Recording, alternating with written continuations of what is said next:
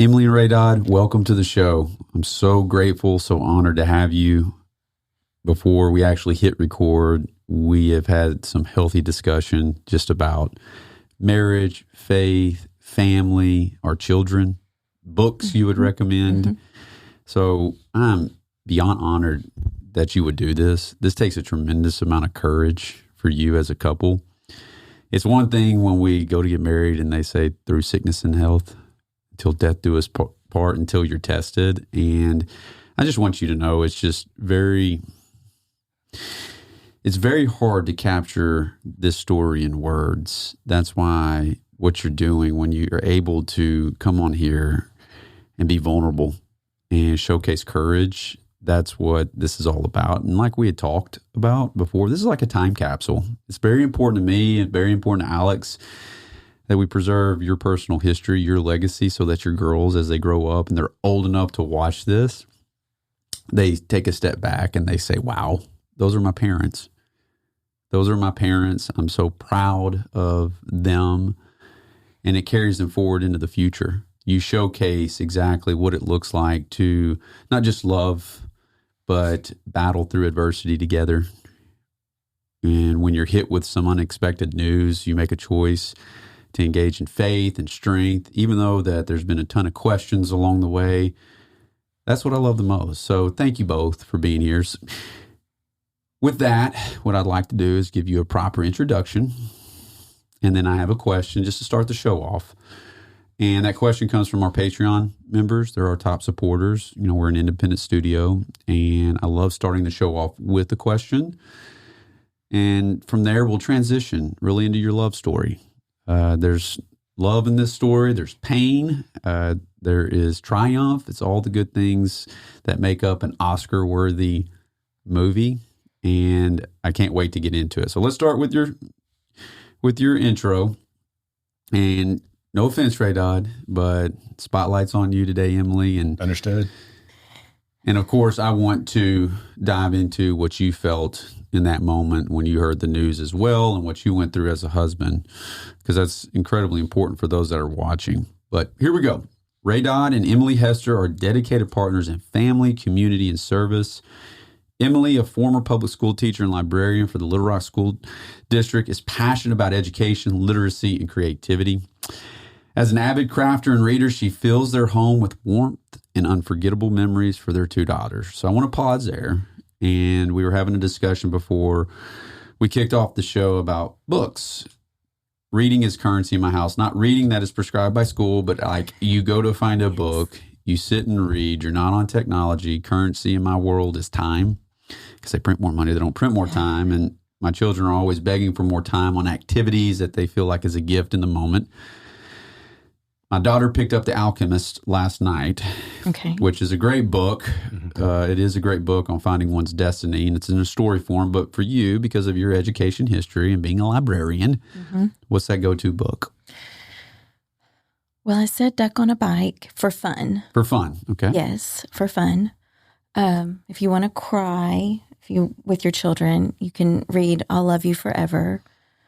That's that one tugs at the heart. Yes. Yes. There's just so many. Just the other day, I read a Mrs. Wishy-Washy. Ask any kindergartner if they know Mrs. Wishy-Washy, and they probably do. But it's just fun. It's something we do together.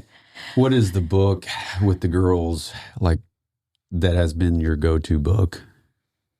Like especially when they were younger. Oh, well, we always read them.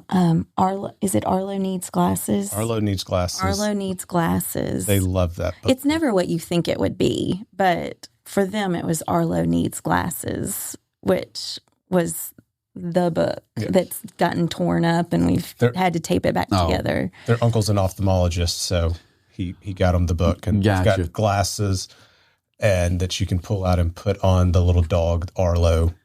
Yeah. And it's from Arlo's, the dog's perspective. What is your favorite book as a dad?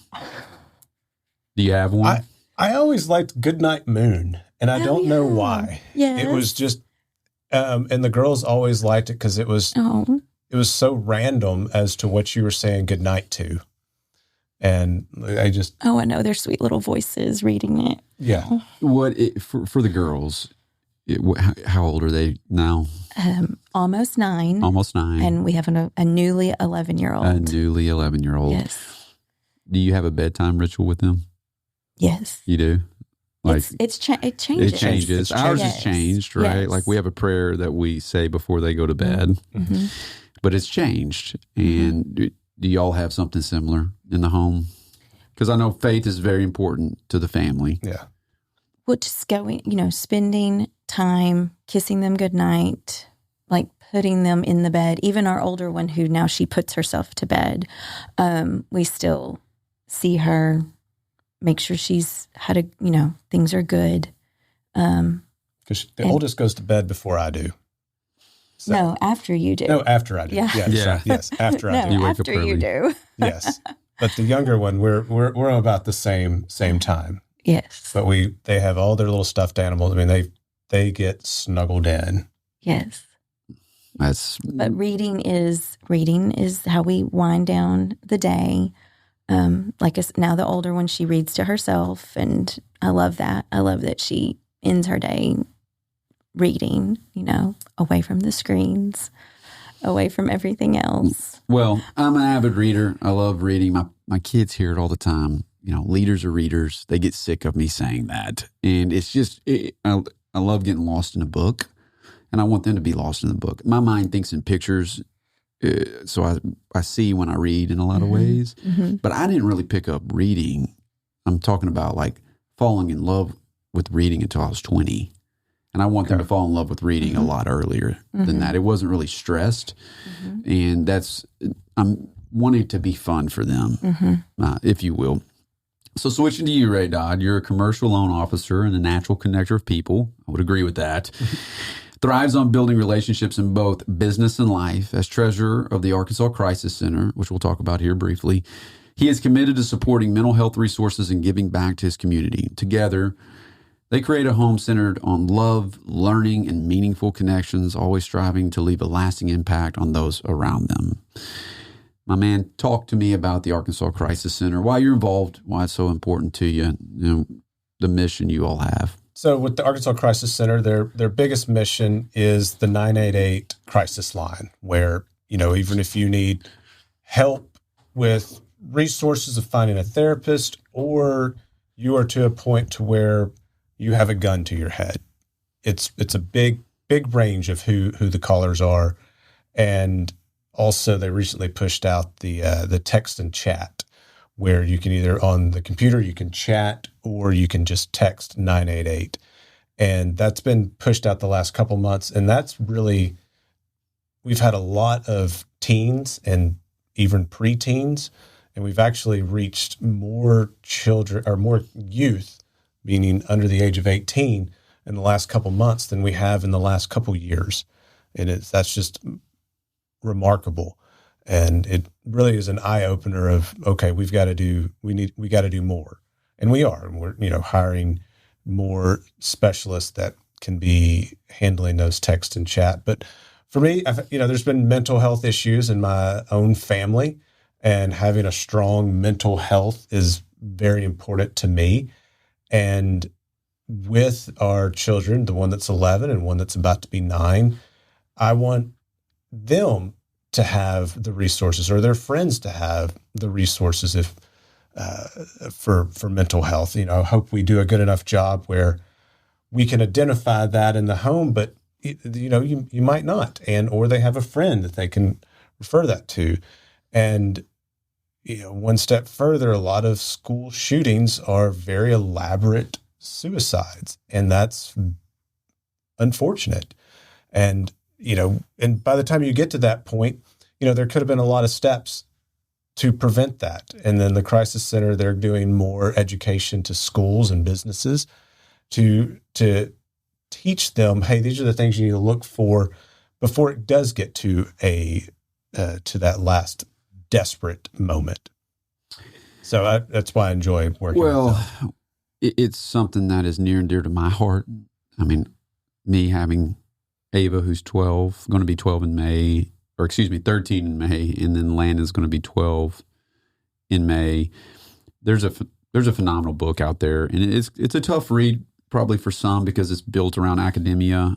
But there was two professors that came together from opposite ends of the spectrum, but could agree on the political spectrum. But they could agree on this, and they came. And it's I like statistics. I like fact base. It's called Coddling the American Mind. And for anybody that's watching and or listening, I recommend you picking this up, especially as a parent, but just in general. And then, of course, The Anxious Generation, that book, profound. But they really highlight, since the inception of social media and the smartphone, the statistics that fall in line with where we are today, especially around young women, and comparisons the thief of all joy. They see their friends posting stuff on Instagram, and then, of course, young men being desensitized to violence, and they unpack all that. And so I just highly recommend, because it's the game is different than when we were growing up. It is much different than we were growing up, but I would love to unpack more of that later. So thanks for what you're doing, man. Thank you. Yeah. Well, just transitioning to Emily, to me, this is about resilience that is born through adversity, your story.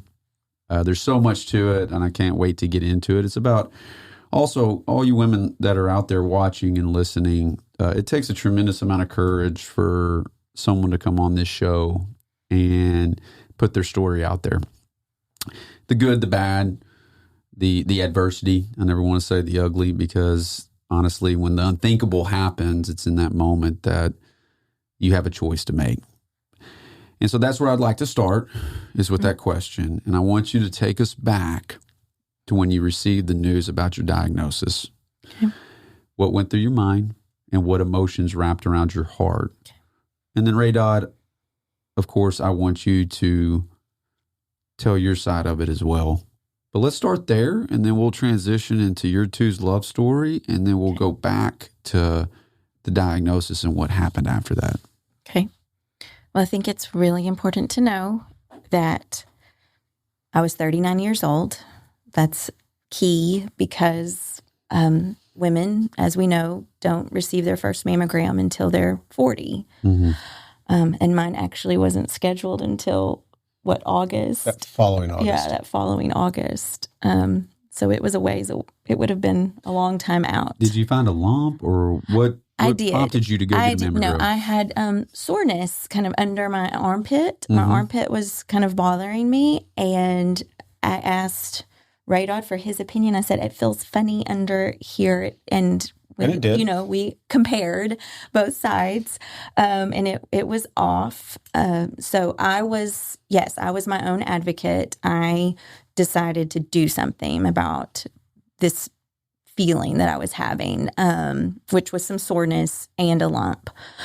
And so I'm 39 years old, and through the help of some friends, which we can talk about that later, I have an appointment to get a mammogram, and we've done all the things. We had the mammogram, we had the ultrasound, and then finally the doctor comes in, who is a great friend of ours, and he's crying and telling us this news, and he's like, you have cancer. We're crying.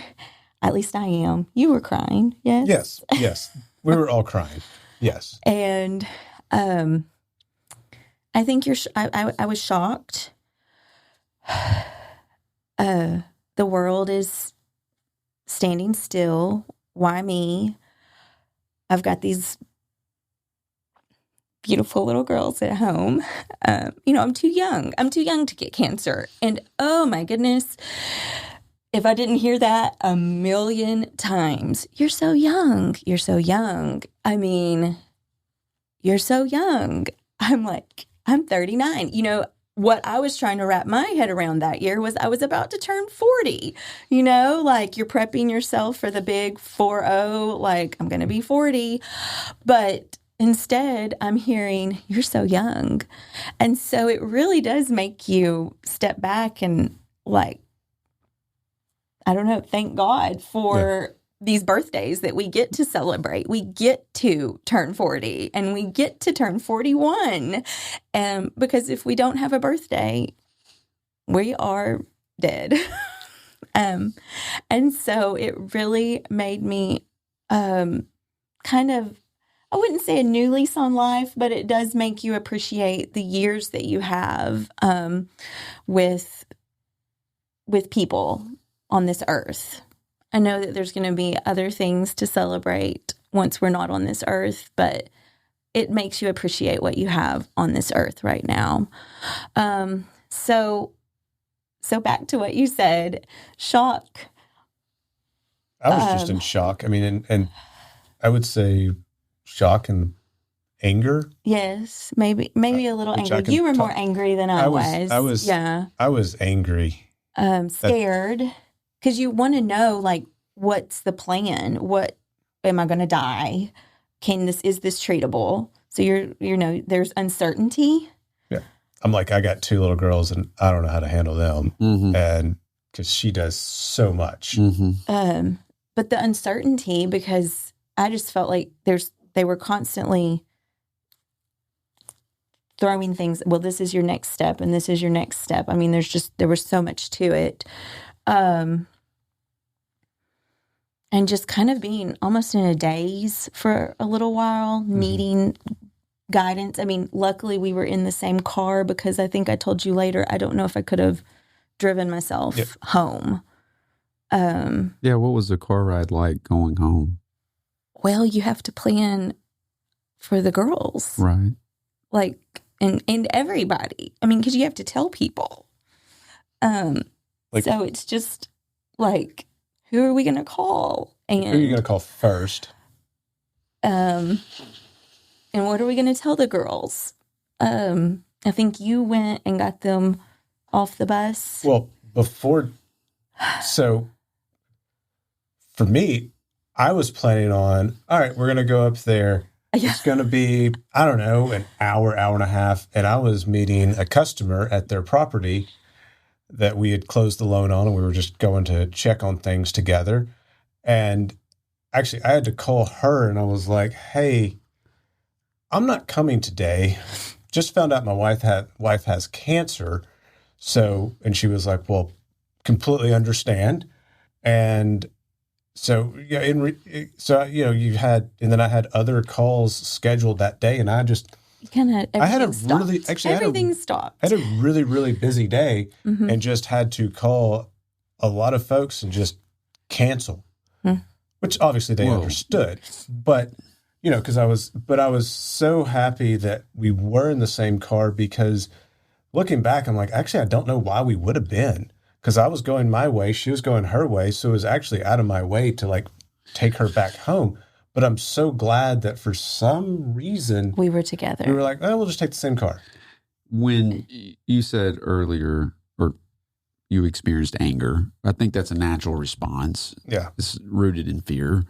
Were you shaking your fists at the sky? Did you question like why this is happening to me? Or was it immediate to where you two had said, all right, this is happening for us and here's our path forward? I don't know if we said this is happening for us. I would say no, not. But that is the one thing that has kept us moving, kept us grounded, is looking for those little nuggets, the things that God laid before us to help us make our way through this journey. Yeah. Like we said, why were we in the same car? It made no sense, but thank goodness we were. Yes, it just, I don't know. As she receives the news, and I think it's also a God thing that the doctor delivering the news was a friend. Yes. Going to you, Raydodd, as the husband, this is your wife. We all say the vows, but until you're really tested, you really don't know. No, you don't. You really don't know. You said you were angry. Were there any other emotions that you were feeling as her husband, as a father? Anger, Were you scared? I was scared, but it was more scared.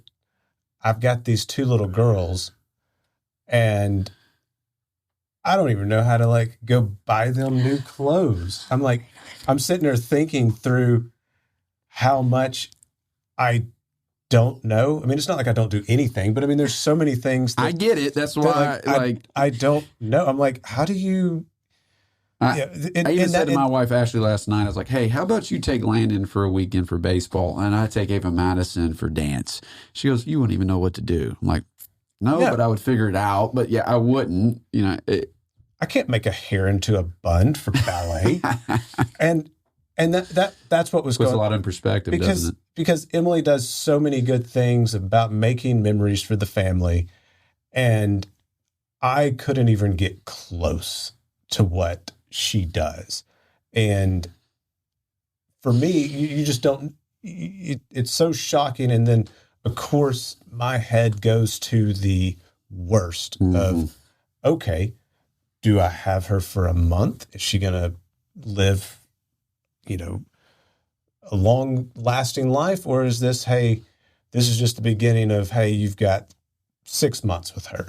And I just didn't know, but it was just how, obviously I was very sad. And so, yeah, and just angry, but more just like, okay, moving forward with the girls, like, how am I going to be with them? And I didn't know. All right. Well, we're going to come back to that. I'd like to transition to your love story because in today's world, it's unfortunate that at the first sign of adversity, a marriage falls apart. For a lot of people, it's easier to quit versus sticking it through and coming out the other side changed. And I do want to get into how this has changed the both of you in your own unique ways. But before the girls, before the family, I would really love to hear your love story. Okay. Where it began. And I mean, look at you. You're holding hands. You're doing one of the most courageous things a couple can do, coming on this show and telling your story. This is a resilient woman, a resilient marriage. Let's start there. Let's start with where it all began. So August 2002. It would have been, yes. Yeah. That's so how old were you in 2002? 18. 18. So 18. But you have to understand, a lot of things had to happen, but we were destined to be together. Okay. I'm also 2 days older than her. Okay. So Raydodd and I both attended Hendrix College. In Conway, Arkansas. That's where I'm from. That's my hometown. And Hendrix has a wonderful orientation program where they set all their incoming freshmen up to travel to various places around Arkansas on these orientation trips. And Raydodd and I were on the same orientation trip to the Buffalo River. We floated the Buffalo. Okay. And it was a larger group. Different trips can accommodate different amounts of students, but ours was a larger trip. And you asked earlier before we started, you said, what did you notice about this person?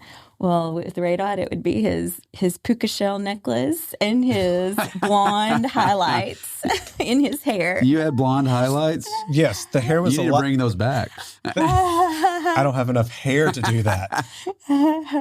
So the blonde highlights which was the thing. All right, so I was 18 in 2002. Did you have a puka shell necklace? Oh yeah, but I didn't have blonde highlights. I didn't go that route. And then what did you notice about her?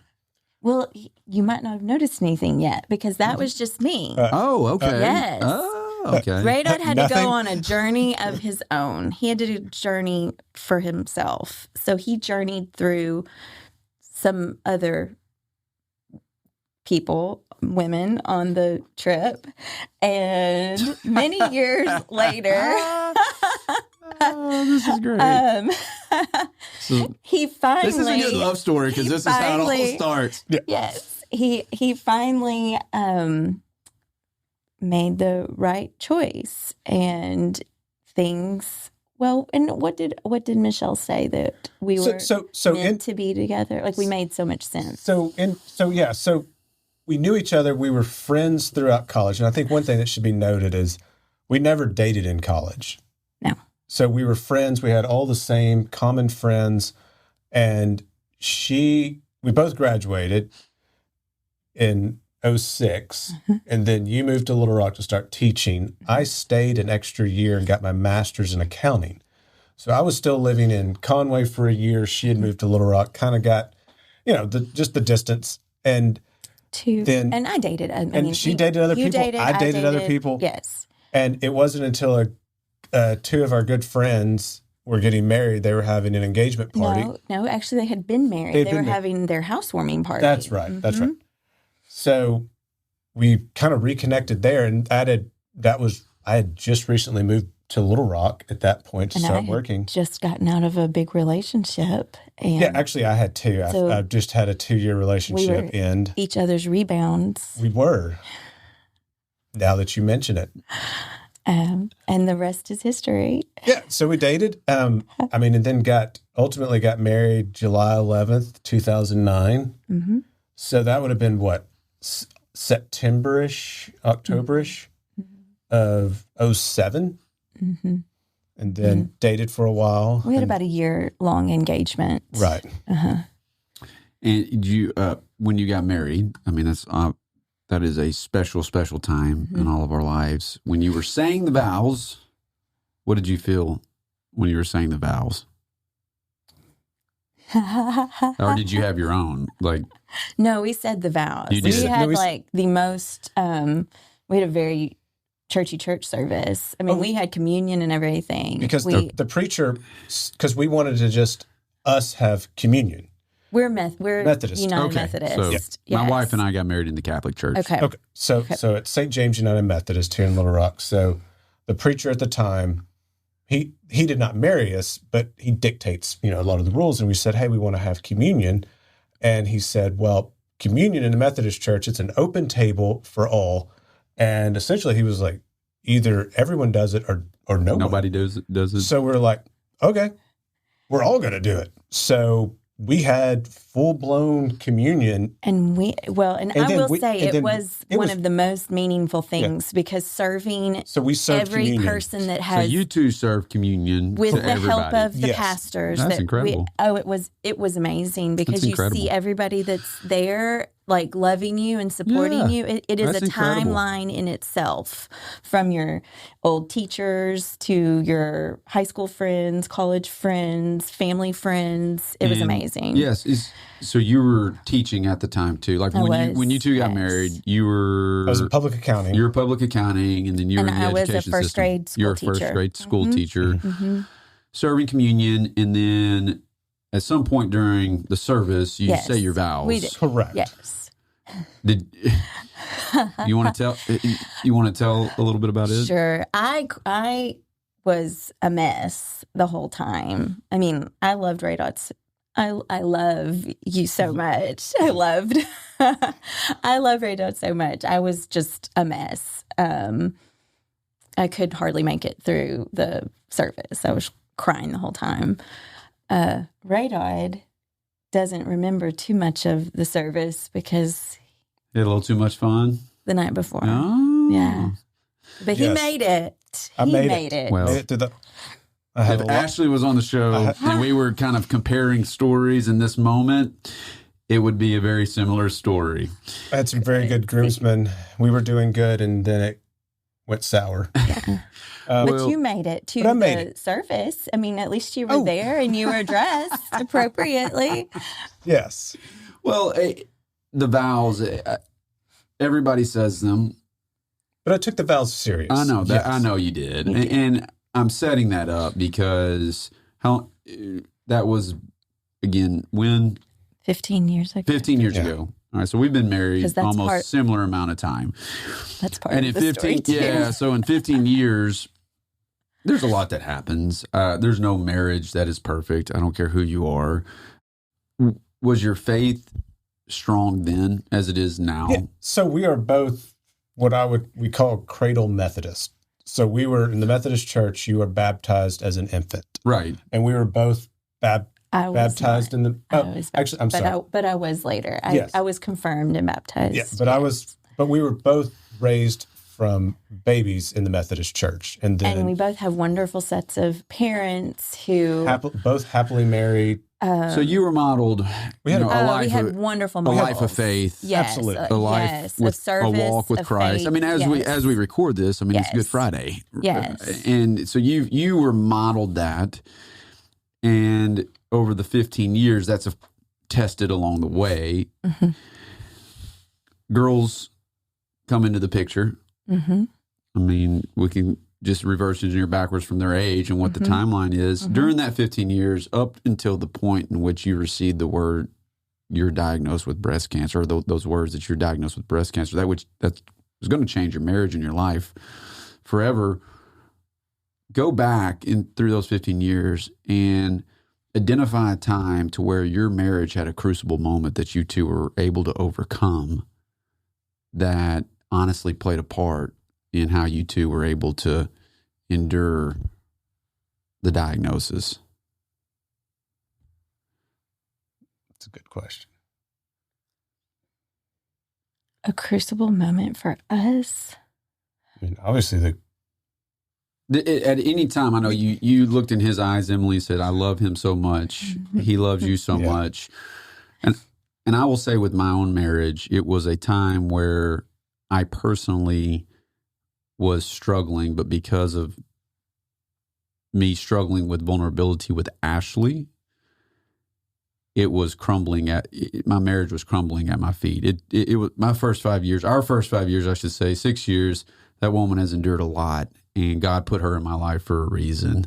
And there were a lot of crucible moments along the way, but everybody's different. Could be like a conversation. It could be just maturity, children being born, life is changing, finances.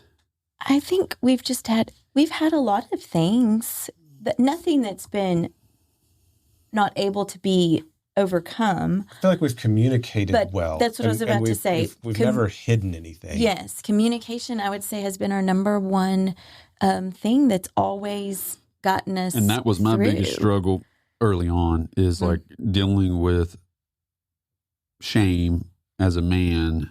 I was very much, and still am, that producer mindset, protector mindset, to where if I felt like I wasn't living up to Ashley's standards, I was falling short. So I would not basically communicate. I wouldn't communicate really well.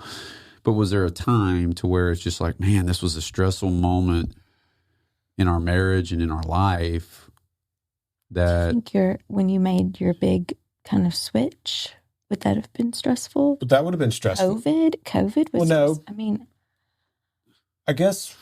And this is awesome that you're having to search and find, by the way. Because also, like pre-kids, like one of the, like what we liked to do is we kind of refer to them as like marathon dinners, where we would go out to dinner, just the two of us, and very regularly it could be a 2.5, 3 hour dinner.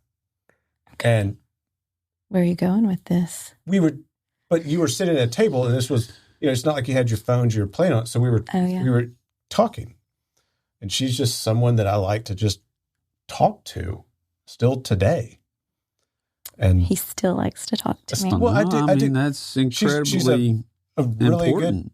Because there's a certain time period, with a lot of marriages that don't have the bedrock of what you have. Well, you just don't want to talk to them, and interest change, or someone quits growing in the marriage, and then there becomes a hidden resentment. Expectations are set incorrectly, so then there becomes disappointment in the marriage.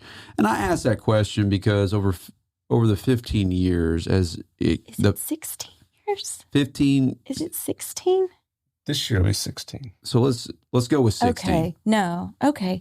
I just have to do the math. All right. 15 was last year. 15 was last year. Okay. This year's 16. Well, usually it's the woman that knows, and I've had a lot of dates and things that I had to remember. I get it. It's I'll call it chemo brain. Well, no, totally get it. And that to me is a testament on why, when you were diagnosed with the unthinkable, that it probably grew you closer together, because a lot of times, and I'm just going off of my own marriage, I can't speak for others. And that's why I'm asking these questions is like you have these life experiences, you change a job or you launch a business or you have kids, and the marathon dinner is no more. No more. Oh, no, right? We have not had a 3-hour dinner. Yeah, no more. I mean, that doesn't happen. You know, We did good with an hour because both girls were at birthday parties. Yes. Last Saturday. And priorities change, technology enters the picture, and if you don't have a bedrock of communication, of love, or you've been able to overcome certain crucible moments in your marriage, when you're faced with that adversity like you two have been faced with, then all of a sudden it becomes a collapse. So I would say, and you would agree, one of our biggest moments, I was working full time still in the library. And what were you doing? So I guess before that, I was in public accounting, and then that was just not working out. What were you doing when we bought all these rent houses? I was still a credit analyst. Okay. And shifting into, because I had a good buddy that was in banking. He was like, be a credit analyst if you want to be a loan officer. So I did that. So I was shifting, at that moment, from being an analyst to becoming a producer, a loan officer. And you had a great idea. Yeah, to buy a couple rent houses because the Airbnb thing was going good. So we bought one. And it did fine. It did great. It did great. We made a really, really good real estate investment and a really, really bad real estate investment. All at the same time? Just about. Just about. Yeah. And I was about at my wits' end because I had so many plates spinning, and it was a lot. And I said we had to figure. I mean, I was not going to leave you, but it was like said. But that's what I'm asking. You got to figure this There's out, a lot of or shit I'm to out of here. fabricate something but that's I'm not there. I mean, I was not going to leave him, but it was like I'm at the point where something's got to give. Yeah. It's a life's test in that moment, and that's what I'm looking for. Is like if I'm able to go back and say, well, we were able to overcome that, although this is some hard news to swallow. You're holding hands today for a reason. Yeah. And it's not just because it's all been sunshine, rainbows along the way. For sure. Yeah. Yeah. So that was big. So just a financial strain, just a lot of plates spinning. Time consumption. I wouldn't say a financial strain. It was time. There were big checks written to do that, but it's not like, oh, we can't do this or that because we did this. It wasn't that. It was just the time. It was a lot more time consuming than we thought. And so I did stop working and focus solely on the houses. Right. That would have been kind of one of our fixes. So my school was closed. My school was shut down anyways. Okay. And so again, I tried to look for the silver lining. It was a God thing, I think. That it just so happened to be shutting down, and I could have gotten another job within the district. They weren't just letting people go. I had the opportunity to be employed somewhere else, but we did look at each other and say, hey, let's try to make this work. So we had to cut back on things. Because that's a big, you lose an income. You lose a whole income. And we've been there too. Yep. Ashley and I have, and everybody has a unique story to their marriage that leaves fingerprints on the fingerprints on that story that play a part into the future.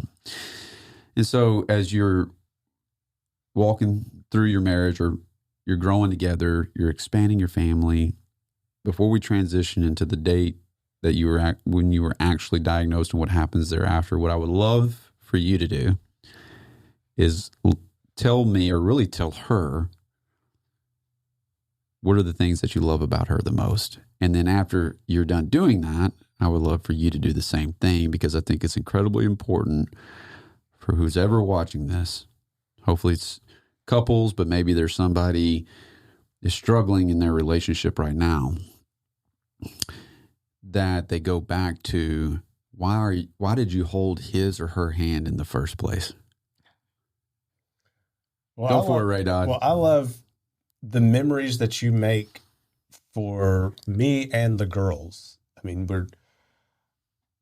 I own 12 different waffle makers for various holidays. And so, yeah, Dad gets to make all the waffles, which I enjoy doing, but like, I wouldn't have gone out and been like, yeah, I'm going to own 12 different small waffle makers, and with some that are ghosts, some that are hearts. I've got, but we love doing that. But we love doing that. And building out boards, that the girls eat. I mean, they have no idea. Like, and it's just building those memories. Like, I love that she does that. I love the amount of love that she throws back at me. It's just, and then just,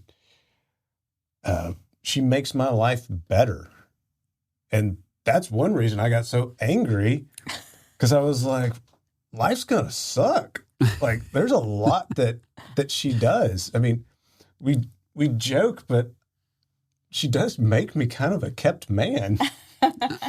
and she does so many,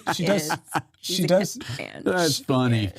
But that's funny. She does so many things for me so that I can go do what I want to do. And she's so selfless and does so many things. I mean, she is a people pleaser, sometimes to her detriment, but she just pours out love, wants to make memories, wants to make it perfect, and really makes our family just wonderful.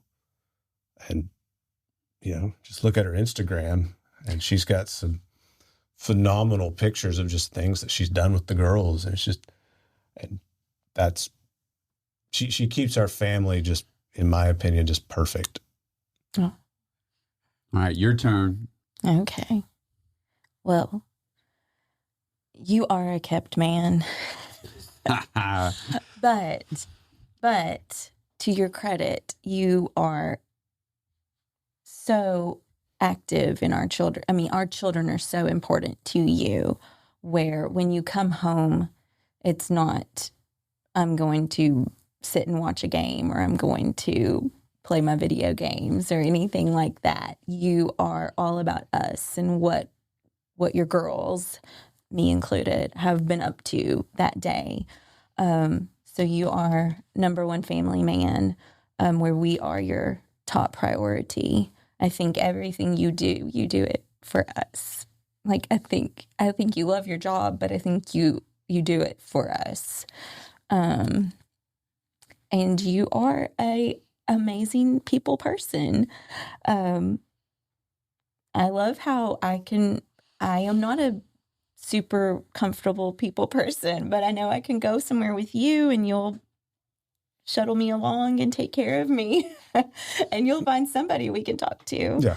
I'm a little more extroverted than she is. But that's what makes you two great. Yeah. We are. And we were destined to be together. Girls, whenever you watch this and you understand your parent, you understand what they've been through and the love that they have for each other, you are so lucky and so blessed.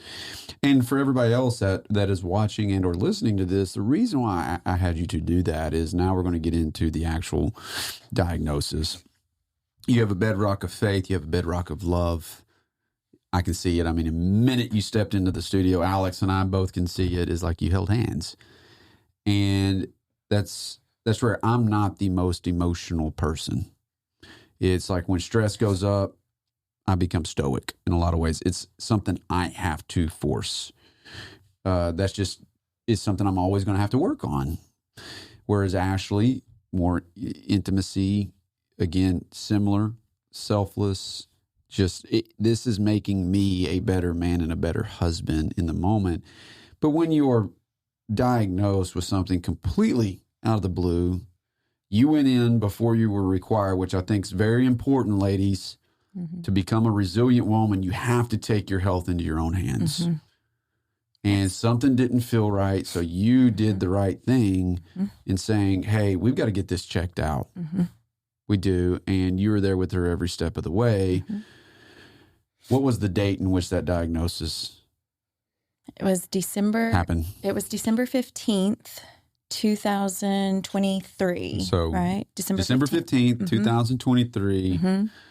Going back to the top of the show, the mind is all over the place. Emotions are swirling mm-hmm. all over your heart.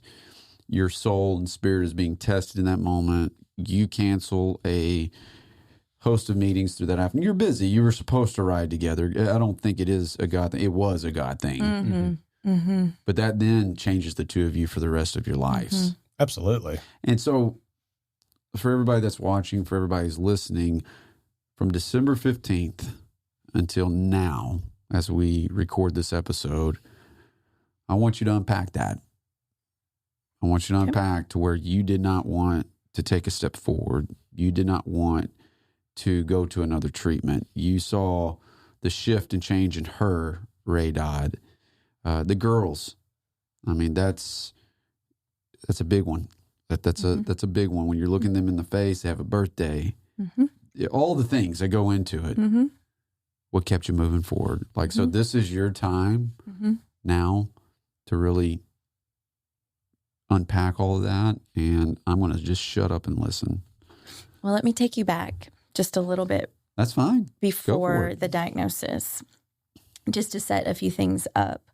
One thing that I think is really integral is our pastor had encouraged the congregation to, besides like our Sunday school class, to look to form some smaller groups of people, maybe reach out beyond your Sunday school class. But we're Methodism is founded by John Wesley, and Wesley was big into these little, he called them band groups, like a mm-hmm. band of people, of course. Like small groups. Small groups, yes. And so I had a friend that approached me, and she asked if I would want to be in a group. And then I kind of in turn asked about some other women that were in similar situations where we weren't really working outside the home, mm-hmm. and we were able to meet with each other.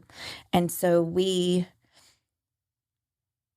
formed this group. It was 8 women, and we would just meet about once a week. We did some book studies, but really it's turned into just, we support each other. It's a time to air your grievances mm-hmm. and get help on things that we may be struggling with.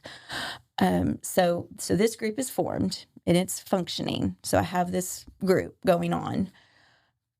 Also, what year was that though?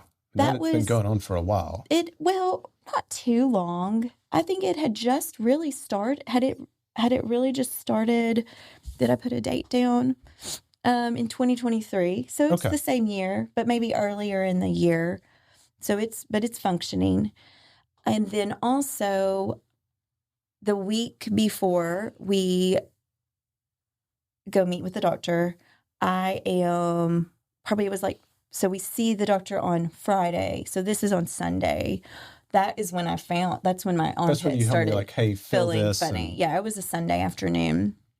And so I told you then, I said, I'm going to call my doctor on Monday morning and I'm going to get in for a mammogram.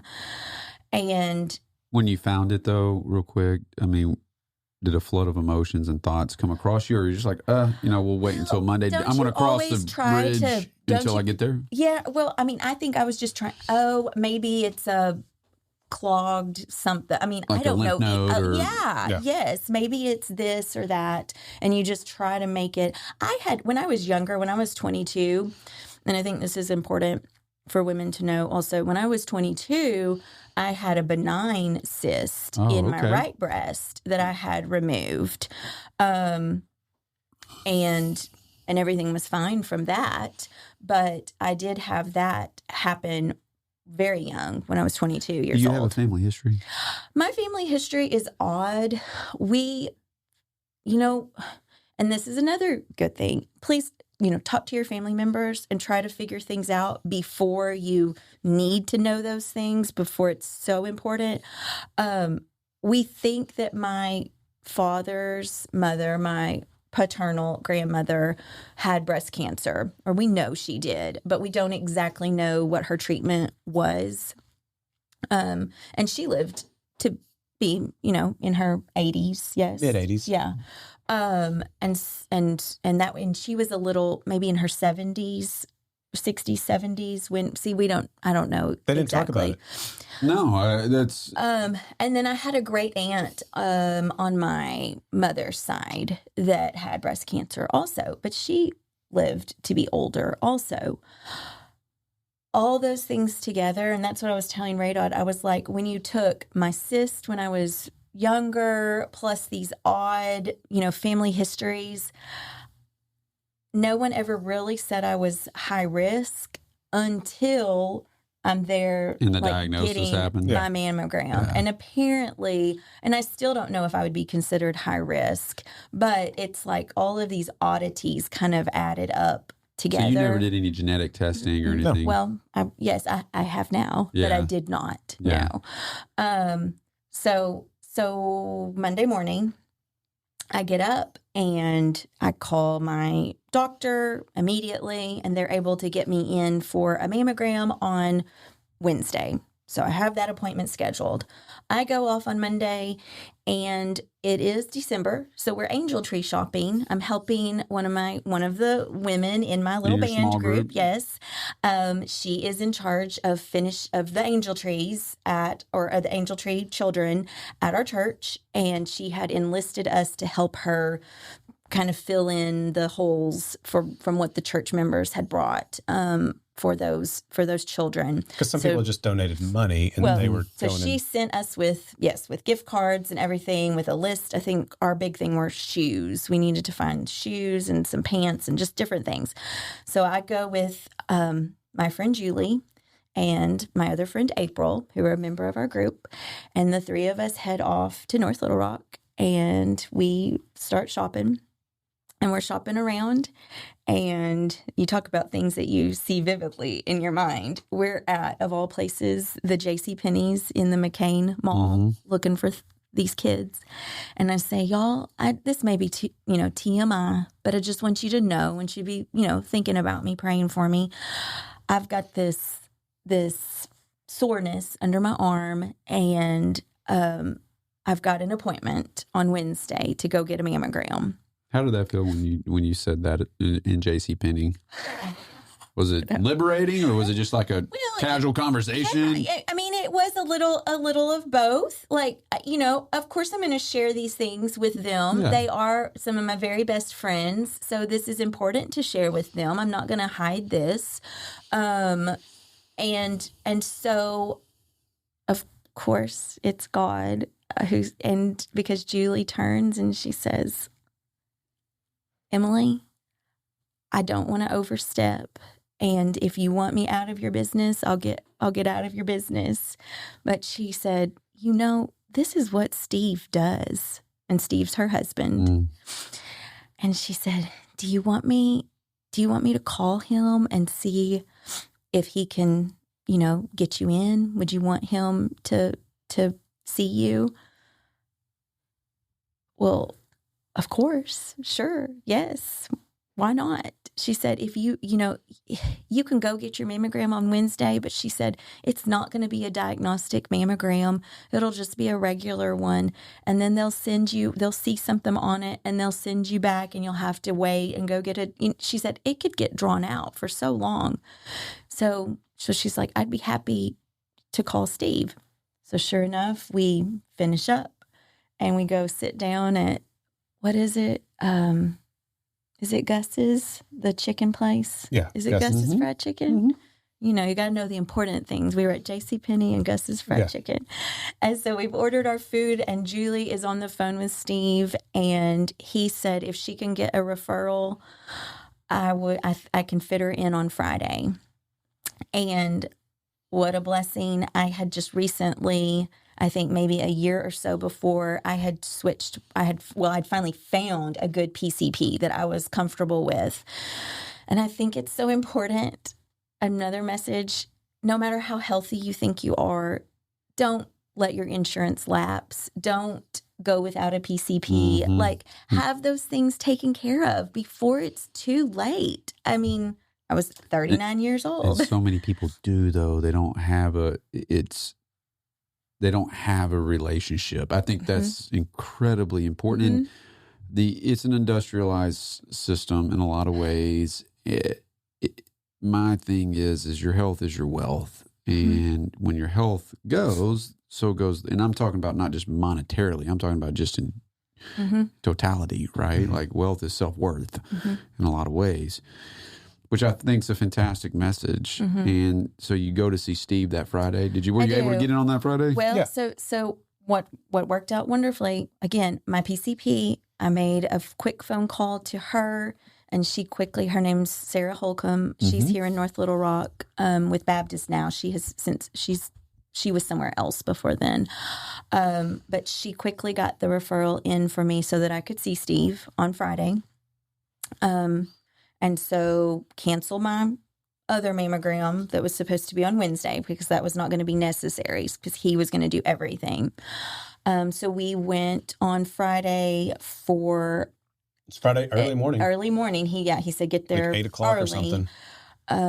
And they did a mammogram, put me back in the room, called me back out, did an ultrasound, and then Steve came and because he's a radiologist, he's an interventional radiologist, which I figured out is important. The interventional part means he performs some small procedures. There's procedures that he sees patients. He doesn't just read slides. Yeah, he puts his hands on patients. So Steve delivers this news, and then from there, being Steve, who's a great doctor, says, I want to biopsy. You've got 2 spots, and I want to biopsy them both. And so he said, I'd love to do it today if y'all can stick around, and if we can get a referral from your PCP to do these biopsies. And he said, I don't know how long it can take. Sometimes doctors take so long to get these referrals in. Here he comes back in the room and he said, that was the quickest referral I've ever received. She's so on it. Dr. Holcomb had those referrals in. He does the biopsies, and his nurse, as she's helping me pack my wounds and everything, she said, we usually don't do biopsies on Fridays. And so he had specially done these biopsies for us, and say for us. Yeah. He sets us up. He said, I'm going to text Jerry Fant. He said, do you know Jerry Fant? I said, no. He's like, well, she goes to our church, but she goes to a different service. I said, okay. He was like, I'm going to text her, and I think I think you need to go see her next week. And so she was able to get us in on Tuesday. Now, what's Jerry's specialty? So Jerry is, she is a surgical oncologist at Cartine, and she's amazing, great, just she is great. Ball of fire, a burst of energy. She comes in. She's great. So she meets with us on Tuesday I am so far ahead of the game that she meets with us without the full picture of what she's dealing with. So her piece of paper has arrows that, well, if it goes up this way, if this turns out to be positive, then this is what we'll do. If it's negative, then this is what we'll do. But you were early on in the process. Did not. Early detection. This was no Friday early we found as out. Far as most people have to wait weeks. That's okay. I was blessed. That's what I was wanting clarification beyond on. Measure that Steve pulled these strings. He told us, he said, I did for you what I would have done for my wife. We were treated with, we had help that most people or privilege. I'll say we used our privilege, with Steve. Absolutely. And he just took care of everything. And so Thank you, Steve. I know. Thank you, Steve. And he knows. Right? Steve Roughton. Dr. Steve Roughton, which he has his own story. So we'll tell what Steve's doing. Steve is actually at Carti now. Great. So he was with Baptist Breast, Radiology Associates, maybe. One of them, and he was contracted at Baptist Health Breast Center. Gotcha. Okay. And so now he's at Carti. But anyways, so we see Jerry. And she doesn't have the full picture because my pathology's not all back yet. And there's a lot with breast cancer, and hopefully no one ever has to learn about it. But there is a lot of research on breast cancer, and they've been able to pinpoint a lot of the different components that make up each type of breast cancer. And so that was her whole point. And me just being, again, in this days of not really even have processed that I have cancer. This is just a few days later, but I'll back up just a smidgen. We had family Christmas on that Saturday. So I was diagnosed on Friday, and we had Raydodd's. Saturday, the next day, we had Raydodd's family Christmas, and we hosted. And I will say, people. Did the family know immediately afterwards? We had called them. Okay. We called them Friday night because I said, I don't want everybody to show up for Christmas tomorrow and us sit down and tell them this thing. I said, I want them to know. And because I had been biopsied, so I was not moving. I couldn't, I wasn't supposed to bend over. Something was There's going things on. I was supposed to, be careful about. And so we told. Now, did you tell the girls? Yes. We told them as soon as we got home. We told them on Friday too. All right, so let's take a moment there. We can pause back. We can no. Yeah, rewind a little bit. Yeah, let's rewind to that because you're on the way home. How did you compartmentalize your thoughts, your emotions before you actually? Did you pick the girls up from school? Were they out of school, or was it? We didn't. I think we took that time for ourselves. Okay. Yeah, they were at school, but they rode the bus home. They rode the bus home, so they have no clue what's going on with mom or dad. No. They do not. And so they walk in to the house. Well, actually, Emily would always go and pick them up, and so at the bus stop. At the bus stop. I walked to the bus stop. So they knew something was up. They get off the bus. They're like, "Where's mom? What are you doing here, Dad?" And I'm like, "Well, let's get home," because they were not expecting to see me. So when they said that, though, what was your internal reaction? Not external, but your internal reaction. Internal was like, you're about to hear some news that you might not completely understand. And, but I just quickly on the walk up was just like, tell me about your day. Like, yeah, Dad's home. Like, we're going to walk home. And I didn't tell him like, hey, we got some big news. It was just like, yep, Dad's home. And so they were just telling me all about their day. And so I guess probably none the wiser in reality. But in my mind, I was still in shock. There was still a lot of just shock and anger and so I can't really, I was still processing. Actually, no, I probably wasn't even processing at that point. It was just like, I just got to get through. Like, all right, I know I need to be at the bus stop at like 3:05, so I don't miss it. And it's like, all right, got that. Okay, because I was still like contacting people to cancel appointments because I had phone calls that afternoon that I was canceling. And I don't think we had not told anybody else, had no, we? So the girls are going to be the first ones that you told. They were the first ones we told. That's right. And I think I was just crying. I think I'd just been spending my afternoon crying. Yeah. Yeah, because you have that walk. How far is the bus stop to the house? Oh, it's 4 houses down. So 4 houses down. She's at the house. You're at the house. Mm-hmm. Girls walk in because none of us get out of this life unscathed. I think that at that moment in time for them, they'll look back, and that's a part of where a piece of them had to grow up, whether they realize what they were hearing. Sure. All children, unfortunately, go through that and lose a piece of their innocence when life becomes real. Walk me through. They get in the house. They put their backpacks up. Mm-hmm. We sit them down. We immediately sit them down. Yeah.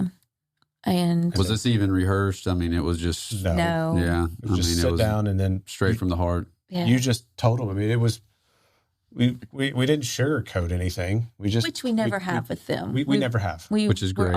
We're always really honest with them about everything, because we would rather them come to us with questions than go somewhere else. Yeah. So we didn't really hide anything. We told them pretty much everything we knew, which wasn't all that much on Friday. That mom has cancer. And what was their initial reaction?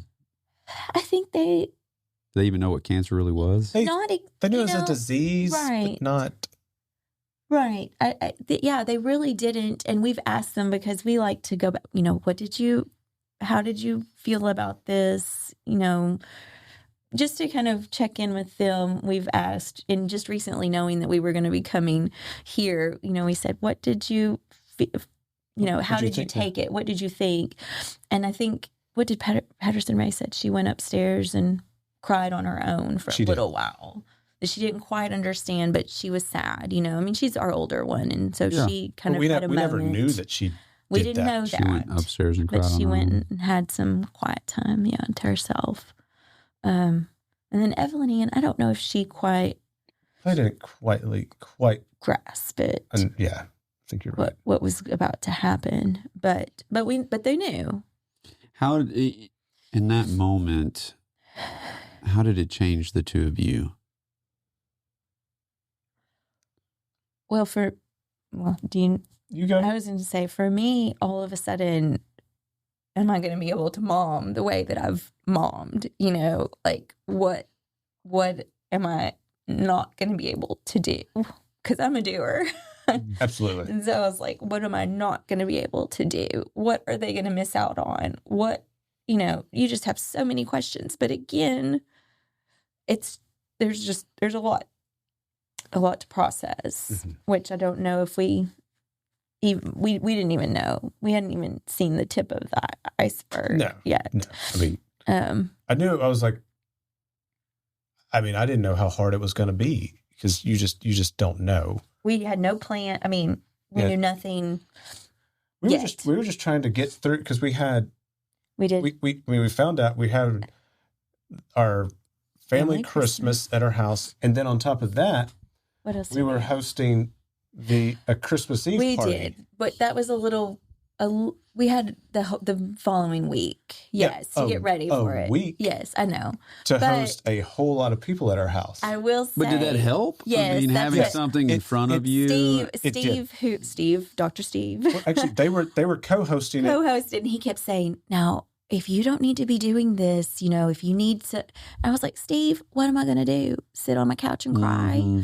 Like, I want to do this. Like, it helps me push forward, move forward. I was like, as long as I'm going to be here on Christmas Eve, yes. I was like, I'm going to host this party because it gives me purpose. It gives me direction and a bit of a distraction. Yeah. We need distractions sometimes from these things. So on that, that's a very powerful statement. We need good, healthy distractions. So sometime. Just a side note. So the Christmas Eve party. So my parents, growing up, when I was like, from being a little kid, my parents would throw what turned out to end up being like a really big Christmas Eve party.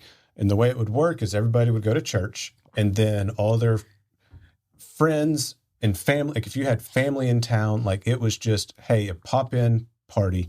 So if you sounds like a heck of a party. So if you had like your kids were in town, or you had other family, it was like bring them, like everyone's invited. So, our house would be filled with 50, 60 people on Christmas Eve. And so Julie, Steve's wife, her parents were good friends with my parents, and they would always come. So me and Julie actually grew up together. She's from Magnolia. Mm-hmm. And actually, when Julie and Steve were dating in college, my mom's, she still had this party, or my mom and dad would have the party. And so he actually had come to the party. So for probably a couple years, Julie had discussed, hey, we need to start that again. And so finally we were like, all right. I said, I'll do We'll it do if, you'll help me. Yeah. You know, I'll do it if y'all will help. And so after years of talking about it, that was our first one. That was the very first one. 2023. In 2023 was going to be our first go at it. Yes. And then 24, they actually hosted. But that's not that party. That was Christmas Eve. Yeah. You're moving too fast. Sorry. Because a lot had to happen between then and Christmas Eve. Yes. So sorry, back up. And so, so we hosted your family, which is it's just 10 people. It's small. And they got to see me and I was fine. I'd just been biopsied and that was lovely, a lovely time. The girls and their cousins, they love each other and they're all close in age. So that was probably good for them to have a distraction. So we do see Dr. Fant on Tuesday, and she doesn't have all the biopsy information. And I think Steve was calling us. I remember we were walking a lot. We were outside walking a lot. Mm-hmm. And Steve would call at different times. Do you remember that a little bit? And so she says that she's going to do surgery on me without even knowing, really, right? She didn't need to know. She didn't need to know everything. She knew as the surgery scheduled. So she was going to do what she wanted to do initially was do take out lymph nodes, mm-hmm. right? You get an injection. It's like a radioactive injection. I had so much poison put into my body. Mm-hmm. I just look back, I'm like, oh my goodness, and I'm still here. But you get injected with this radio. Isn't it wild? I mean, it's totally wild. But it's amazing too. Yeah. It's amazing. It's when I go to see my mom and she's getting treatment and has a radioactive bag and it has the radioactive logo on it. You're just like, that is just nuts. But it's amazing. And these scientists, I thank God literally every day. Like, thank you for putting these people on earth. Mm-hmm. Thank you for giving them these brains that can create this wonderful medicine that has healed. I mean, it has healed me. And so she's going to take out some lymph nodes because that's important. You know, they need to test mm-hmm. to see if I have cancer in my lymph nodes because that would definitely dictate different paths of treatment. And she tells me, or us at my appointment, she said, do you have an oncologist? No. I mean, I found out 4 days before. Yeah. No, I don't have an oncologist. She said, well, I like Diane Wilder she's here at Car Time. And she said a lot of times she holds appointments for me that when I have someone come in, I can send them over to her and she'll have some appointments held for new people. So sure enough, she sits right there and texts Diane Wilder and says, do you have anything coming up? And she had an appointment on Friday. Yep. And so, of course, we take that. I think we were supposed to leave to go to my family's house which I'm from Charleston, Arkansas. Mm-hmm. And so we were supposed to travel to Charleston maybe on Thursday.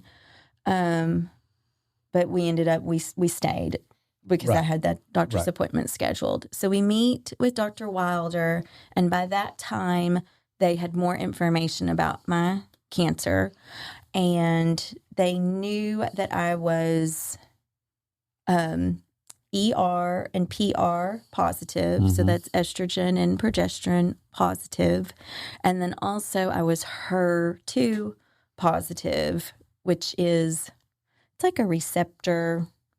There's a fancy name. It's in something endocrine, maybe receptor. No, but I'm HER2 positive.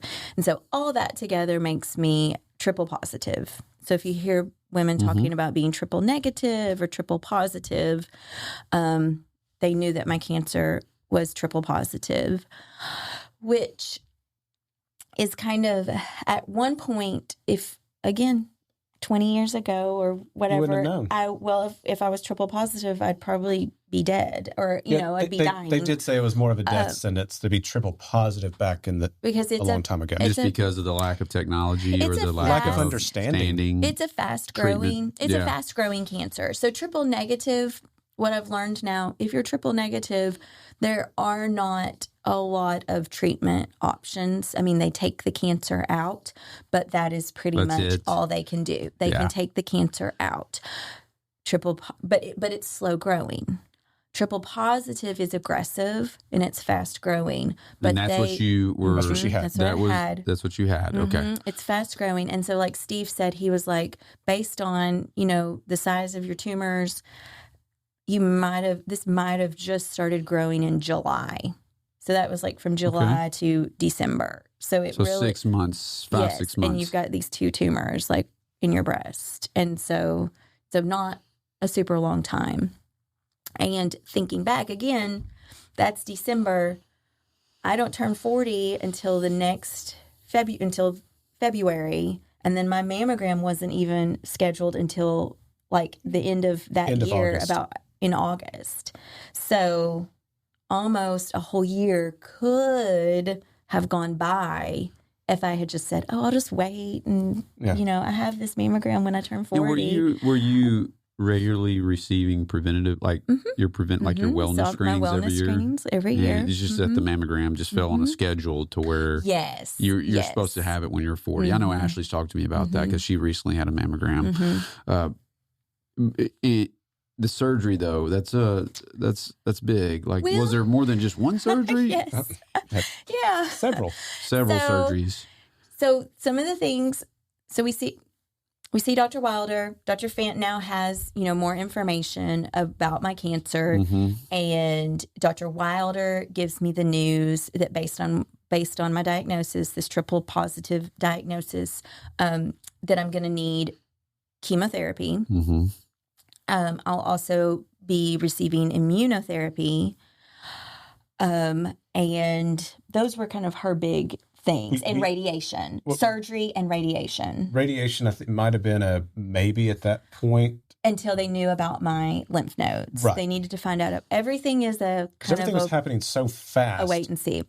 Dr. Wilder, I'll never forget. I'm like sitting in her office on this Friday and I'm like crying and trying to hold it together and trying to listen. And she is so kind and she is a godly woman. And she looks at me and she said, "You have," I don't know, I felt like her child for a minute. But she was like, "You haven't even had the time to process that you have this." She just completely understood because, again, and Raydodd and I, we did not understand this until hindsight, looking back. I found out so much faster than most women. Most women sit with it and they have to sit on their appointments and they have weeks between appointments. And mine, from a Friday to a Friday, I have my diagnosis, I've met with my surgeon, and I've met with my oncologist. It happened so fast. Right. So fast that, yes, it was, I had not processed it at that point. It had only been a week, and I was still getting information about what type of cancer I had. Yes, you have cancer, but there's so much more to it. That it was a lot. It was. So then we pack up. It's still Christmas, and we still have to do all the things. So we pack up and head to Charleston, and I think Dr. Wilder called me. Did she? I can't remember if she had some news or if she was calling to check on me or all the above. Probably. And I'm in the car on the way to Charleston, and she's calling me, and she says, "If you need to text me over this weekend because you have more questions, do that." We received phone calls and test results over weekends, like Saturday. But that was also. That was Steve. That was Steve, like going in and like, all right, I'm going to check this out. You're headed to Charleston, which, by the way, after the show's over, I've got a connection to Charleston too. I know, we know your connection to Charleston. On the way to Charleston, though, your parents, are they still married? Mm-hmm. Okay. What was your mother's reaction when you saw her? Oh, Well, she's a worrier. I was going to say, my mother is a worrier, but my parents would do, well, and they did. My parents would do anything for me. And we'll get to that I on think how my mom much they did. taken the cancer away from me and held that burden on her own. I absolutely think she would have. I think she wanted to.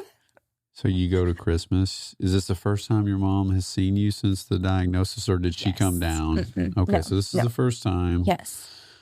And you walk through the door with the girls. I'm sure that they're running and they're there. They're glad to see their grandparents and be in Charleston. There's memories that come with that. The look on your mother and your father's face. Emily, do you remember that moment in time?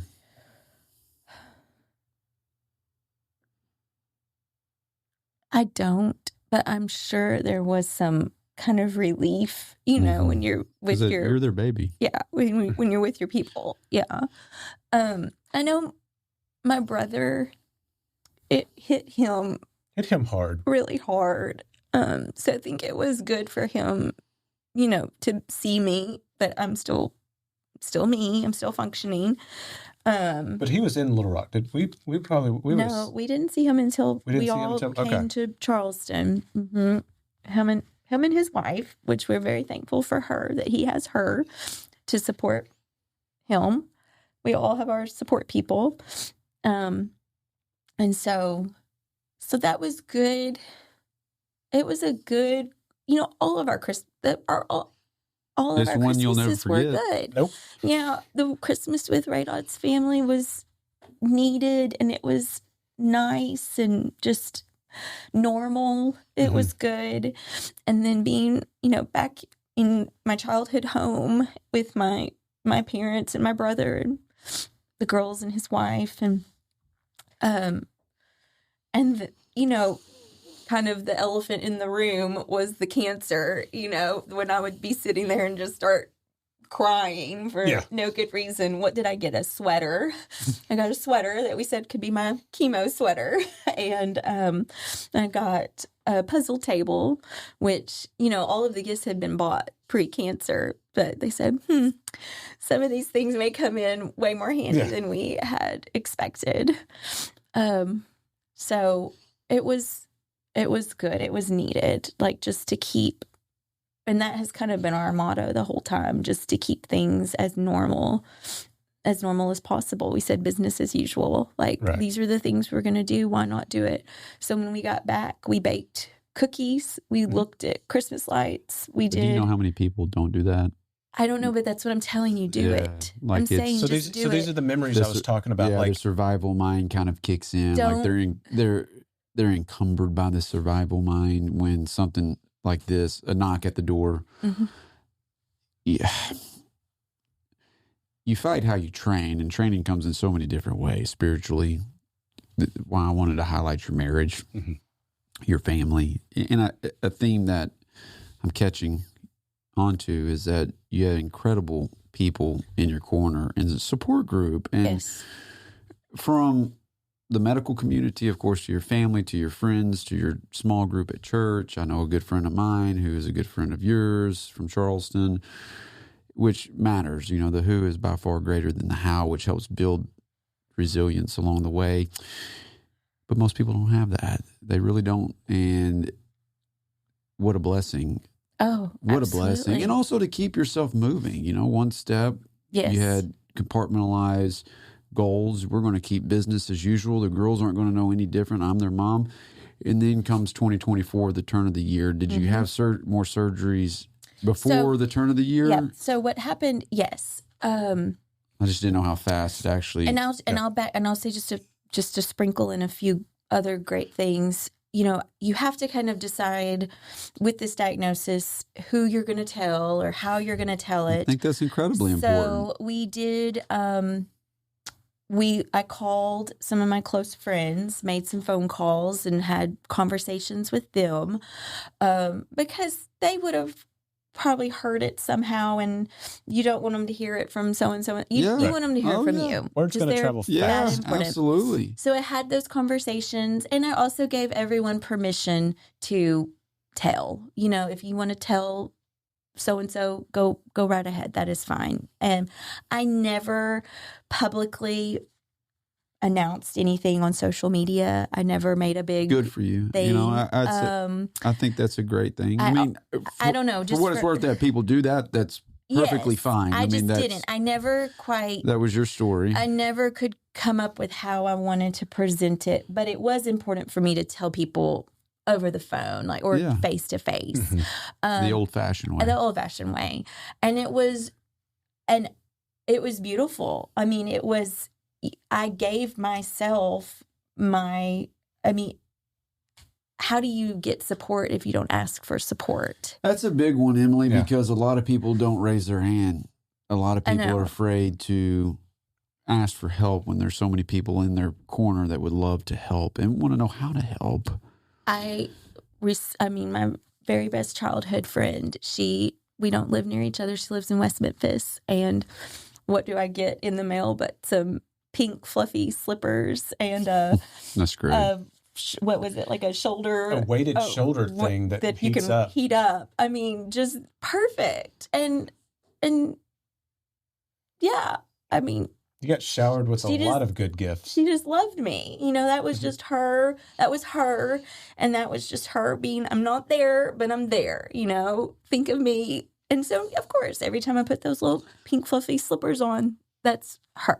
Like, she's with me. But my wonderful group of women, my small group of women, sent me beautiful flowers, and they will be a part of this story as we go down the road. But they were there immediately. So my surgery gets scheduled for December 28th, and all that it's going to be is we're going to get this injection of this radioactive whatever, and it'll make the lymph nodes that are attached to the cancer light up. She said they'll light up.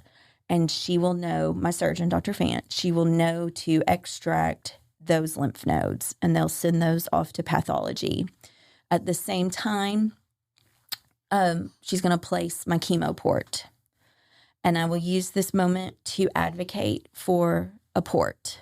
If anyone knows of someone who is questioning, should they get a port, they're about to have a long-term treatment of any kind, and they've been offered the opportunity to get a port, even though you won't understand it, because I could not wrap my head around what it was, what I was doing to myself. A port is something that's it is not permanently there, but it's not. Mine's gone now. But it's there to where they're not having to. You're not having to be stuck every time. Every time you're not tethered to your wrist or your top of wherever they would be sticking you. Why would someone want to not get a port? I don't know, because they don't understand it. Which I think is incredibly important. Because Steve told you, he was like, they are Steve, I great to have. said, Steve, I don't understand. She's asking me if I want this port. I don't quite understand it. And he kind of tries to explain it. I still didn't understand what I was getting until I actually had it. Wouldn't you say? Right. You're bringing up an important point, is that people struggle to even understand their health insurance, in addition to when you're in the middle of this chaos, understanding what's being thrown at you, that complicates things in a lot of ways. It really does. And it's almost as if you got to have an interpreter. I was going to say, we had Steve as our you have to have an interpreter I know. along the way, because what is not seen is the emotions that you're dealing with at the same time in everyday life. Maybe Dr. Google could have helped us. Dr. Google. I don't know. Will it help or will it hurt? And that's what I was going to say. Because it can send you down a rabbit hole. I don't know if it would have been helpful, because that was one thing I did not do until a little later. I did not hop on Google and start Googling a whole bunch of things. We did go to Steve, though, and ask him We'd ask one him more a lot of questions. I do want to take a brief pause and ask Dr. Google something. Alex, when you get a chance, will you research under 40 cancer statistics? Do you mind? Because it seems to me, as of late, more younger people are getting diagnosed with cancer. Mm-hmm. I'm hearing more and more. Maybe it's just because of the time of life I'm in right now. Sure. And so you're going through this process. You got incredible support groups. You are at Carti, which sounds like the care was absolutely phenomenal. Nice. So when you got, I guess, word of you're putting the port in, we're going through this, you had to have a big surgery at some point. Yeah, just wait. Yeah.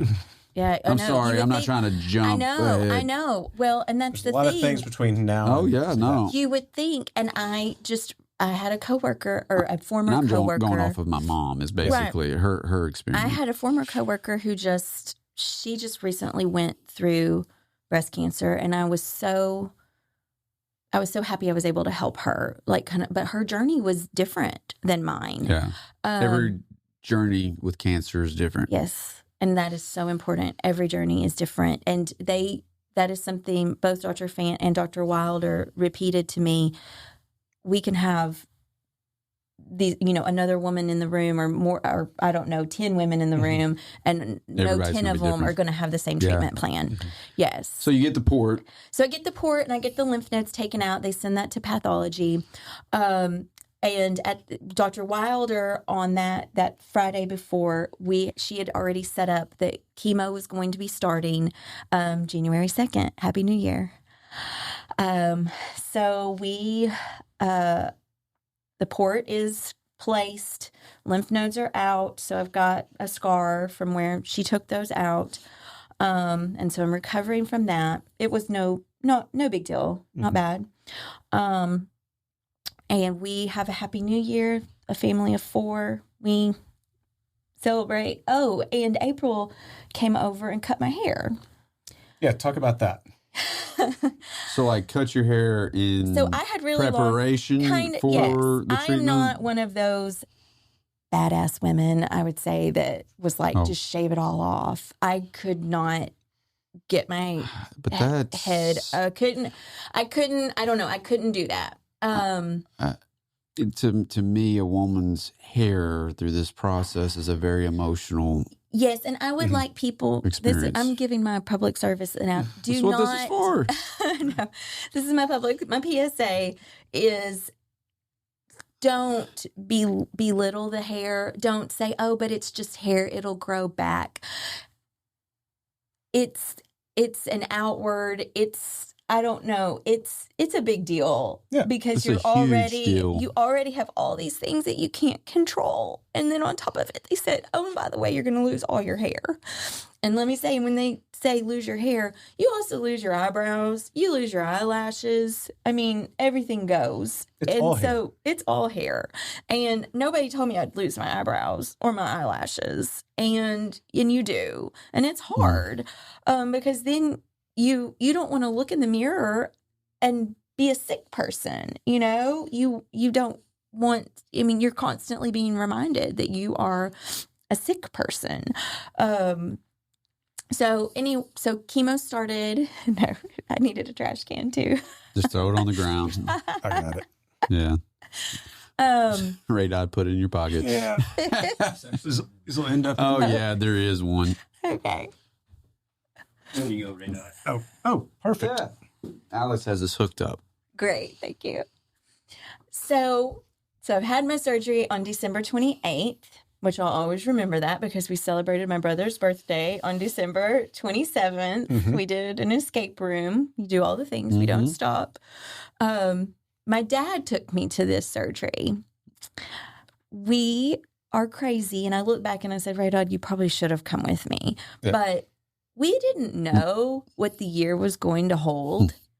And he is our provider. He's the sole provider. Well, I have a story. And so it was kind of, my mom was there to take care of the girls because my parents are there. We're we're here. They were there for my brother's birthday too, though.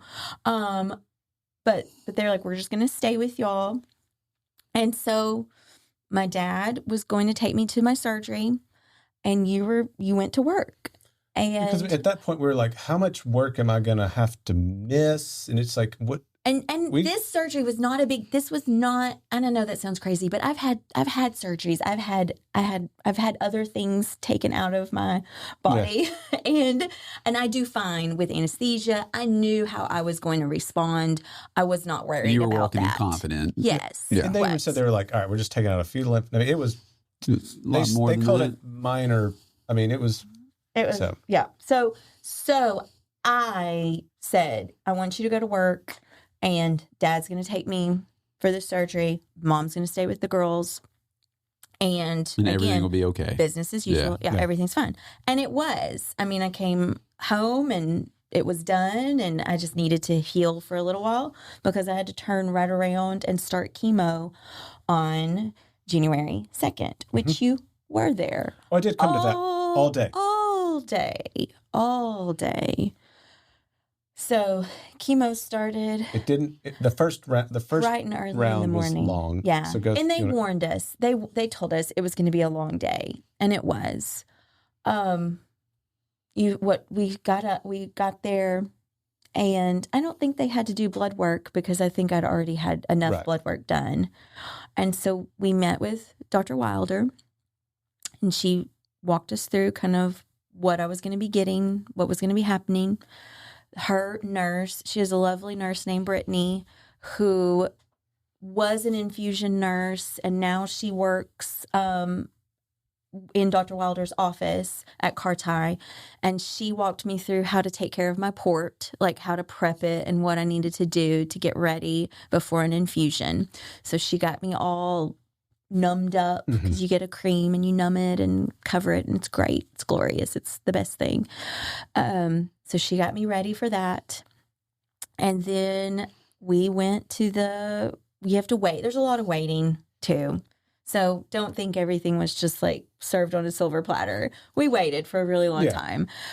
So we waited a chunk of the morning away, probably, until we were called back to the infusion room at Carti, and got back there, took our pictures. And the first port access was probably the hardest because I'm still swollen from just having it put in. But they got someone experienced over there that. And it's so funny. You're like, why are you asking me these questions? They wanted to know who put the port in and where I got the port. And I'm like, why do you need to know those things? And they said, because different surgery centers have different ports. So we need to know which one you have. And so by answering those. Because it's underneath the skin. It's under the skin. It protrudes, but yeah, they can't see it. And so they use that knowledge, stuck that needle in, got me all taped and going. And the thing about the first session is I'm receiving 4 drugs. I received 4 drugs. In one day? In one day. And the reason it takes so long is the first day you get the dose of like the first drug, and then they have to wait about 30 minutes just to see if you're going to have an allergic reaction. And apparently there was another woman who was getting similar drugs to me, and she did have an allergic reaction. Yeah. So I was fortunate. I made it through all 4 with no allergic reactions. And they tell you, they say, you are going to, we pump your body full of steroids. So you're probably going to go home and feel great. And I did. Oh my gosh. Felt great. Felt like Superwoman. I reorganized. What did I do? I cleaned out the refrigerator. She completely cleaned out the refrigerator, and I was like, she is going crazy. I think I started to organize the pantry. I don't know. I was just enough projects. I was like, whoa. Bouncing. You got to stop here. When did it fade? Yeah. So, yeah. Oh, it does. Well, again, you have so many things that, oh, really? Like, that's a part of this too? So they said, we'll see you back here tomorrow for your shot. Oh, really? Like, what is that for? They said, well, we have to give you this shot to help your white blood cells regenerate in your bone marrow. And they're like, and it may hurt. You're like, oh, really? Great. So, I came back. So my infusions are always on a Tuesday, which is nice. It's nice to have set days, like that it's always going to. And so my infusion was always on a Tuesday. So my bone marrow, I call it my bone shot, was always on a Wednesday, and it had to be like 24 hours after you finished your chemotherapy. And so mine was in the afternoon. Got the shot. They say you can take Claritin, which I was already on for sinuses, but they said that for some reason Claritin helps to relieve some of the pain. But I will say, with you would think that I just wanted to crawl in bed and like rest, but it would hurt. It hurt to sit. It hurt like it hurts your bones. Like my whole body just hurt.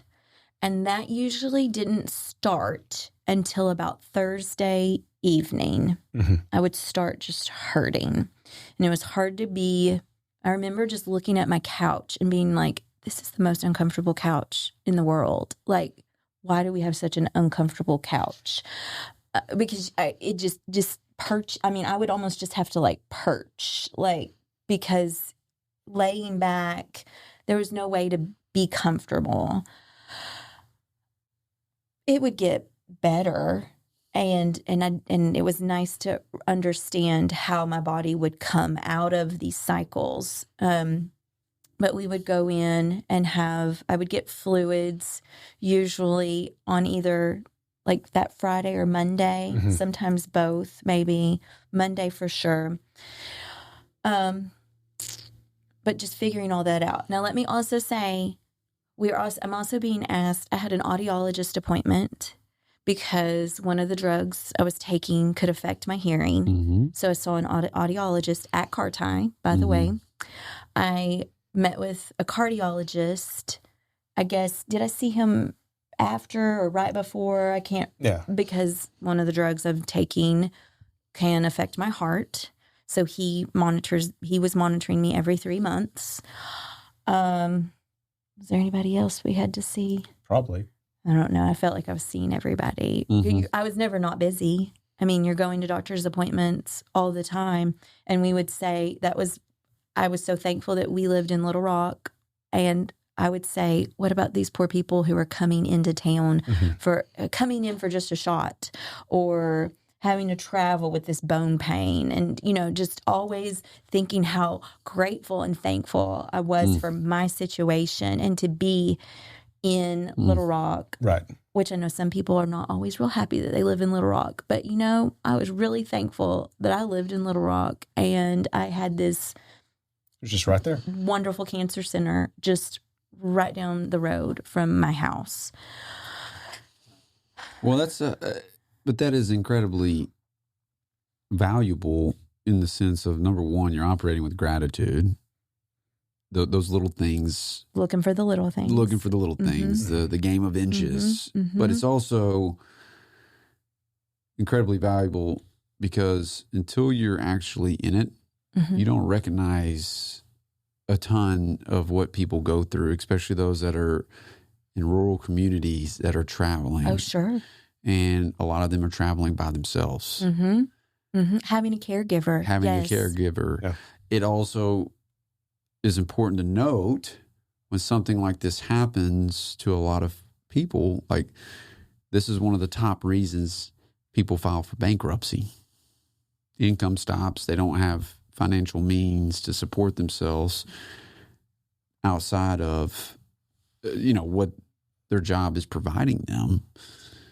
And, Raydodd, you're working, you're going through treatment. So that is basically fortunately, I was going to say, you had stopped working because that's where I was going with it. Because I don't know how anybody going through it. I've seen people do it that are working. Yeah. I know they can do it. That's where I was going with it. Yes. I've 2 women I have mentored and they have mentored me. they are working, they're public school teachers, and they have gone through it working. It is not easy, and I have the And that's what I'm most wanting. admiration I'm for wanting them. to. I'm wanting to highlight the fact that this is a very vulnerable time in your life. It's got pain, physical, emotional, spiritual, the mental side of it. And if you couple that with, if you don't have financial protection and you're having to work and you're having to muster every ounce of energy you have, and this is happening as we speak. Oh, yes. Oh, absolutely. To go and work, to feed your family, to make sure your kids are getting to school. Think about the single mother out there right now. And your story highlights that, to where a lot of hope is lost along the way. And to combat that, gratitude for the little things is probably one of the top reasons people don't just survive, but they endure something like this in their life. On top of everything else we've discussed, your friend comes and cuts your hair. Oh, yes. I was going to say, let's get your back friend to comes. that. I want to go back to that because this is in someone's cancer journey, in particular in a female's journey with cancer. And I remember my mother going through it. When you lose your hair, you shouldn't belittle it, like you had said. You know, it's a tough process. And you had long hair. She cut it. Yeah. I had long hair. I'd probably let it get too long. But she came in and was just like this angel who came and brought all of her little hair cutting stuff, but brought things for the girls. And so the girls put on little They aprons. had little aprons, yeah. And she pulled my hair back and let them each cut a ponytail. She made 2 ponytails, yeah. So they each cut a ponytail and helped.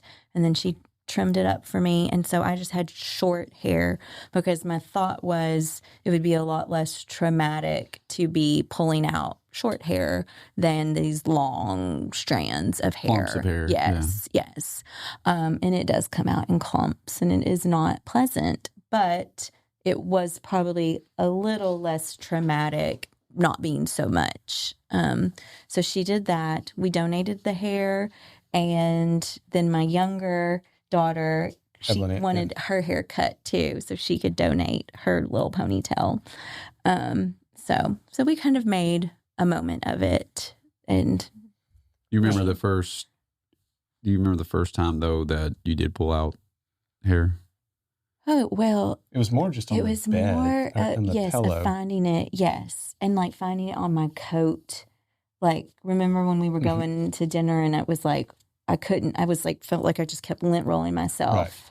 Right. Did you ever lose all your hair? You did lose all your hair? I would love, if you're okay with it, do you have a picture from when you did?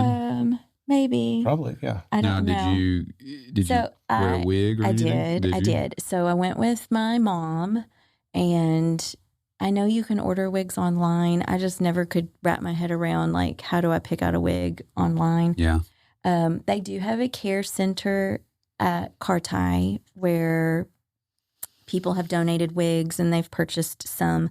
They were all really short. And again, I was used to longer hair, so that was not me. But my mom went there with me also. We looked at Carti's appearance center, I think is what they call it. Didn't quite find anything that truly fit me.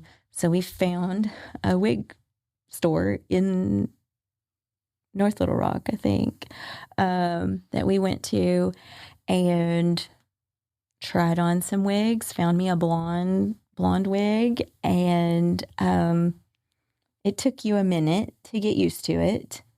It was right?